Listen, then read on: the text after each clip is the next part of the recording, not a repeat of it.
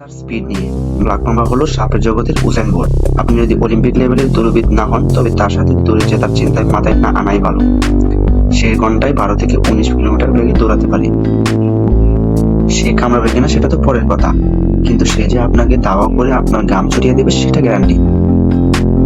Black মাম্বার attack করার স্টাইলটা অনেকটা অ্যাংরি বার্ডস এর মতো। সে কিন্তু একবার কামড় দিয়ে শান্ত হয় না। তার স্বভাব হলো একবার যখন কামড় দিয়েছি তখন আরো 2-4টা গুণাল দিয়ে দিই। এদের বিষকে বলা হয় ডেথ কিস বা মৃত্যু চুম্বন।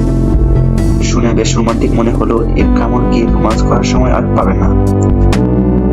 মাত্র 20 মিনিটের মধ্যে আপনার শরীর সব সুইচ অফ হতে শুরু করবে। এক কামড়ে সে যে পরিমাণ বিষ ঢেলে দেয় তা দিয়ে অনায়াসে 20 জন মানুষকে পরপারের টিকিট পাঠিয়ে দেওয়া সম্ভব। এতক্ষণে তো তার বিলিয়নগিরি শুনলেন, এবার একটা অবাক করা তথ্য শুনুন। এত পাওয়ার, এত বিষ আর এত স্পিড থাকার পরেও ব্ল্যাক মাম্বা কিন্তু আসলে প্রচন্ড নাজুক। সে আসলে মানুষের ফেসগুলো পছন্দ করে না। সে চায় আপনি রাস্তায় থাকুন, সে তার রাস্তায়।